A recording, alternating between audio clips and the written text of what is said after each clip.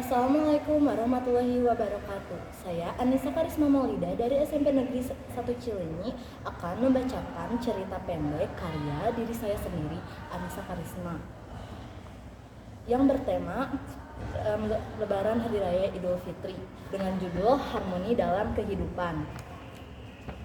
Fajar menyingsing perlahan, membawa cahaya lembut yang menyelimuti bumi. Suara takbir berkumandang dari masjid-masjid, menggema hingga ke sudut-sudut kampung, membangunkan jiwa-jiwa yang rindu akan kemenangan.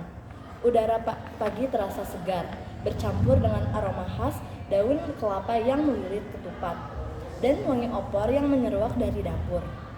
"Kakak, cepetan mandinya keburu sholat idnya mulai," ucap gadis berusia 14 tahun sembari menggedor-gedor pintu kamar mandi. Anissa Karisma namanya. Setelah beberapa saat menunggu, akhirnya sang kakak keluar dari kamar mandi.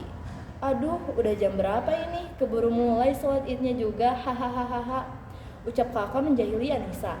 Mendengar hal itu, ia pun langsung bergegas masuk ke kamar mandi. Sembari menggigil kedinginan, Anissa berjalan perlahan memasuki kamarnya.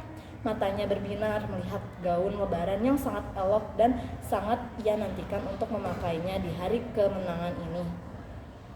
Selesai mengenakan pakaian, ia bergegas pergi ke ruang makan. Di sana, ia melihat keluarganya sedang makan ketupat bersama sembari berbincang dengan gembira. Ia pun bergabung makan bersama. Setelah usai makan bersama, Anissa dan keluarga pergi ke masjid bersama untuk menunaikan sholat Idul Fitri. Udara terasa sejuk, samar-samar terdengar takbir berkumandang yang membuat suasana semakin khas. Di tengah perjalanan, aku teringat bahwa katanya ketika lebaran sebelum sholat id, daun-daun di pohon tidak akan ada yang bergerak. Penasaran? Selama perjalanan aku pun memperhatikan setiap daun di pohon. Dan benar saja, hampir semua daun di pohon tidak ada yang bergerak, walau ada sebagian kecil daun yang sedikit bergerak.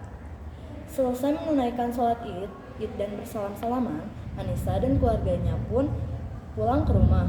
Setelah keluarga besar berkumpul di rumah kakek, kami bersalaman saling bermaaf-maafan atas segala salah. Setelah semua yang terjadi, perkataan, perbuatan yang membekas di hati, memaafkan memang tak mudah untuk dilakukan. Namun, kita adalah manusia biasa yang terkadang berbuat salah. Atas semua yang telah terjadi, perlahan aku mencoba ikhlas untuk membuka pintu maaf dan menjadikannya pelajaran hidup. Selesai bermaaf-maafan, kami berfoto bersama, mengabadikan momen penuh makna. Setelah itu, aku dan keluarga berziarah ke makam nenekku. Sesampainya di makam, seketika tangis ibuku pecah. Betapa merindukannya ibuku pada nenek. Walau sudah menjadi ibu, ibuku tetap membutuhkan ibu. Kami hanya bisa mengirim doa dari sini dan berharap almarhumah tenang dan senang di sana.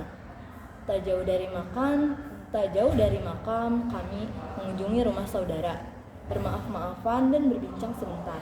Lalu kami pamit pulang. Selang beberapa saat kami sampai, keluarga kakek bersilaturahmi ke rumah. Kami sangat senang dan menyambutnya dengan gembira. Lalu bersalaman. Setelah itu kami mengobrol bersama. Dan aku berkangen-kangenan bermain dengan sepupuku dan itu sangat menyenangkan.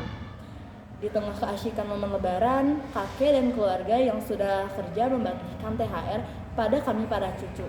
Aku sebagai cucu sangat senang menerima THR. THR ini, waktu demi waktu berlalu, hingga matahari perlahan mulai tenggelam. Keluarga kakek mulai pulang, menyisakan anak dan cucu kakek. Semuanya terasa cepat berlalu.